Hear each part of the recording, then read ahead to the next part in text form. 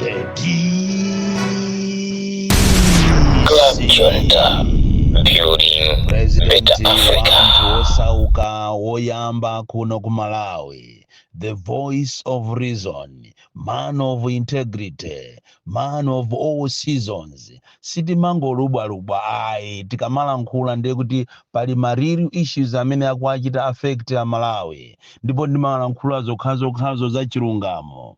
Ngati lero tilankhula za mfuti nkutheka kuti mwina ma authorities samaziwa kunena kuti muno Malawi muli a lot of illegal firearms, ndipo zimene zizi zikupereka a lot of threats to ordinary Malawians, and izizi ngati sizichitidwa checked, ngati sizichitidwa termed, ndiye kuti muno Malawi slowly kapena siku lina mudzachitika zinthu zoopsa kwambiri. Komanso tiyalirira anthu onse amene akugwira ntchito ku Eskom, amene ali pa employment ya tikanena kuti temporary employment komanso permanent employment, amene akukumana ndi mavuto osiyanasiyana. Komanso tiyalirira ma customers amene akufunafuna magesi ku Eskom koma mpaka lero akuvutikabe, mpaka lero akusowasowabe kuti apanga motani kuti apeze magesi, amene ambiri madera ambiri akuwauza kunena kuti azipereka ndalama. Koma mwina tisanafike kumeneko ndikufuna ndiyayamikire MCP, makamaka mneneri wawo wa MCP pobwera poyera ndikuwulula kunena kuti akuluakulu awo maministers awo amaaba ndalama za nkhaninkhani, mmene amapemphera ma supporters kunena kuti chonde anthu awo akamangidwa asasiye okha, chifukwa chokuti ndalama zimene amaabazo amadya okha. Iyi ni nthawi yonena kuti asapite pa social media ndikumawanyoza akuluakulu wawo, akhalire limodzi. Iyitu ni nkhani yosangalatsa kwambiri, ndipo andale akati azipanga chonchi chimene apangira mneneri wa chipani cha MCP pofika poyera kuwulula ndikuvomereza kunena kuti akuluakulu ambiri amwe MCP ndalama zimene ali nazo ndizokuba, ndiye kuti ziko lili bwino. Izi ndizosangalatsa kwambiri, andiso apa sitikusowa umboni wina iyayi. Umboni ulipo kale okhazikika kunena kuti akuluakulu a MCP aba ndalama za nkhaninkhani. Tikunena pano ndalama yokwanira 190 billion imene imayenera kuti ikhale ikukonzeredwa msewu wa M1, imene yonso inabedwa 2 weeks before the elections. And pakufunika kuti ma authorities komanso mabungwe ngati ASCB nkhani imene yayisatize bwinobwino, chifukwa tikunena chilungamo ngati kuli ya boma limene anthu ake aba mothesa nzeru ndiye ndi boma la MCP. Kodi anthu aba ndalama za nkhaninkhani, komanso osakhala ndalama zokha, ngakhale sotu katundu, magalimoto aboma, magalimoto ambiri ma TX a new one anasinthidwa ma change of ownership ali m'mayina mwawo, pamafunikira kunena kuti papangike kafukufuku wamphamvu onena kuti katundu amene achitidwe recovered, chifukwa dziko la Malawi sopano lasanduka dziko lonena kuti andale amalowa ndale zijancholinga kuti azikalemera azikaabamo. So anthu amene wa abatu ngati anafika size yomakaba agalu kumakaba maskrini ma state house kuzula zimbuzi, ndiye kuti anthu anosono zokubazo ataziba ndikutopa nazo ndikuthamonso ndi anafika pomaba pakana agalu. Izi ni nkhani zomvetsa chisoni kwambiri as a country, kunena kuti anthu sopano sakulemekeza zinthu za boma, aliyense akumalowa mboma mukuti azibamo. Iyi ni nkhani yonena kuti inuyo aboma nanunso muitenge seriously, chifukwa timaona milandu yambiri amene amamangidwa ndi anthu osauka, koma amene abazi ndalama za nkhaninkhani amene soyena mwa iwo mukuwaziwa mmasiya osatengera ku koti, osayimba milandu yeniyeni, kuwatengaso kupita nawo ku polisiko, osachajaso milandu yeniyeni, kukafika nawo so mu kotimo osauza chimene abacho kumangonena kuti aya ipuli azatenga siku lina. So pano izi tithokoze kwambiri inu a MCP, mwachita bwino kuwulula ndalama zimene mmabazo paja mmapempha inu masupporters yanu kunena kuti ingakhale amaja okha ndalama zimene amabazo koma tiye tiziyapasa support. Nkhani yathu ya lero ndiyokhuzana ndi mfuti. Nafuna ndikuuze nino aku area fete makamaka inspector general kunena kuti panayenera mupange kafukufuku okwanira mufufuze m'Malawi muno muli mfuti zoopsa ndipo zambiri zimachoka ku Israeli kumasika pa Kamuzu International Airport ndipo mfuti zimene zizagawidwa kupatula kuti amwenye ali ndi mfuti komanso anthu achipani ngakhale ma ministers ambiri ali ndi mfuti zimene zizili registered pakana zinafikapo size iyo magawa mfuti ku MBC amene amapanga programu ya tiziwe anali ndi mfuti oseaja anali ndi mfuti anapatsidwa mfuti akakhala anyamata azikwanje ndiye mfuti zonse zamasewera ali nazo andi apapa panayenera kuti papangidwe lamulo kulamulidwe kunena kuti amene ali ndi mfuti yosachita register akachite surrender ku polisi. Otherwise ngati this will go unchecked untamed m'Malawi muno slowly anthu aziphanamo. Izi zachitika ndi mwenye kulilongwezi musazitenge lightly muzitenge seriously kunena kuti ngati anthu ajana kwanisa kuomba mfuti ndi sign yokuuzani kunena kuti m'Malawi muno muli mfuti zochuluka ndipo anthu aziphana makamaka amene wawa anyamata azikwanje azipaniwa ali ndi mfuti zimachita kusika pa Kamuzu International Airport ndikumagawana ngati mene amagawirana anthu nyemba mujamo zili mfuti zochokera ku Israeli andi akuluakulu ena aku area feteko ndi amenenso akaendesa programu imeneyi yomagawa mfuti kuzipani.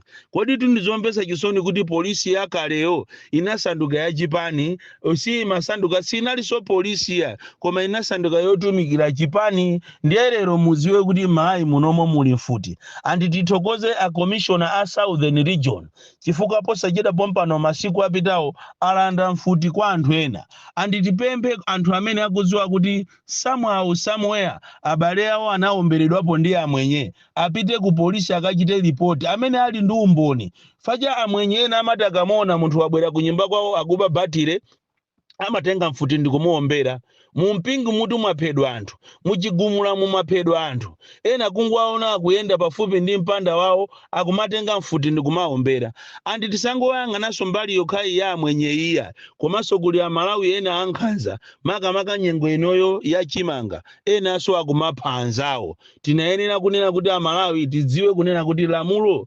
silimaposa ujeni mphamvu siziposa lamulo aliyense ali pansi pa lamulo. Tikuyenera kuti mfutizi tizibweze mfutizi zisakhale muno m'Malawi. Mfuti tu ndiyoopsa kwambiri kwa amene samayiziwa mfuti ndiyoopsa.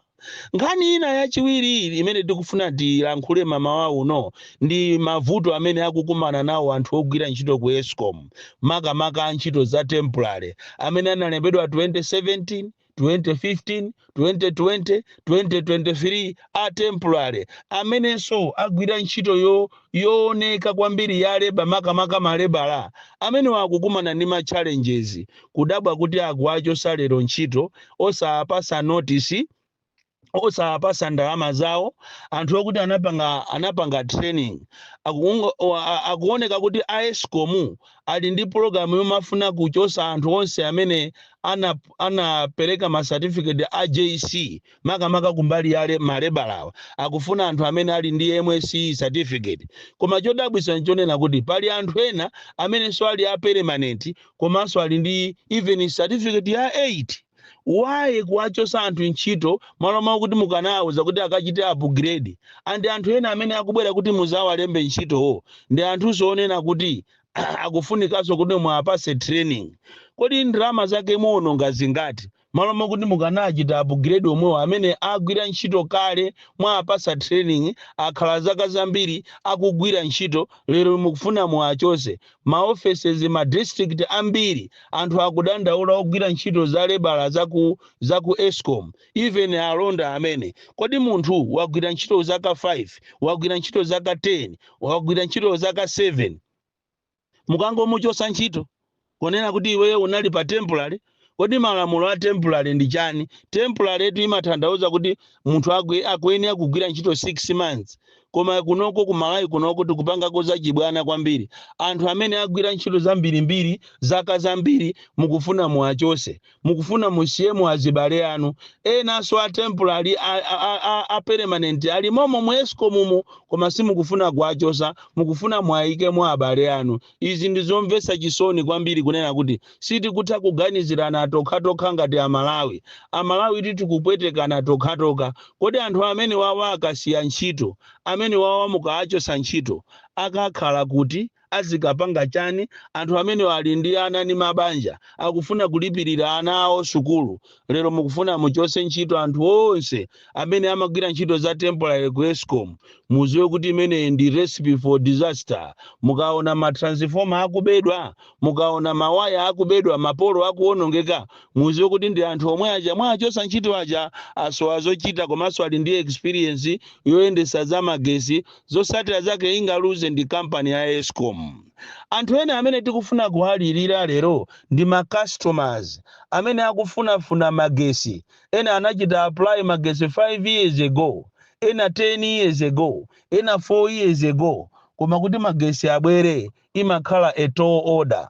Tikunena pano anthu aku madisi kudowa, makastomala akudowa amene anachita apply ena 2021 pakana lero magesi sanabwere, akuuzidwa kuti azipereka ma 50,000 kuchokera ku ofesi ya Escom ya Kumponera. Kulikatangale kopsa Kumponera.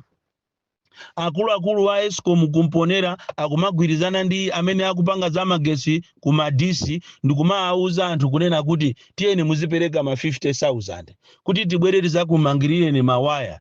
Iyi ni nkhani yomvesa chisoni, chifukwa tikati chitukuko ziko limene lilibe magesi ndiye kuti chitukuko sichingafikemo. Anthu ambiri akudandaula zigawo zambiri, almost zigawo zonse za ziko lino la Malawi komanso ma district, kuti Escom ayambano chinyengo sakufuna kuyika ma services yawo pambalambanda monga mmene amapangira kale, koma akufuna azipanga za chinyengo kumachita force anthu ndalama. Even olo magesi akathima kumene mudera, akatizima magesi kudera limenelo, kuyimbira foni ku Escom akumanena kuti ndiye mutipase kaye ndalama pomwe kale lija akangobwera. Izi ndizomvesa chisoni. So a minister a energy mukuyenera muyang'anire nkhani imene iyi ndi diso labwino, chifukwa anthu akudandaula m'Malawi munomo. Anthu tu kalero anazowerera zikoloboyi, koma inu nomwe ndi amene munabweresa nkhani ya chitukukoyi ya magesi. Munayenera kuti mpangepo machawi, muyang'anire mavuto amene wa anthu akudandaula kwambiri. Bon Kalindo, the DC. Mwana woopsa kwambiri, the most deadly and dangerous child from Jeza Village, T.A. Mabuka, Box 76, Mulanje, Malawi, Southern Africa.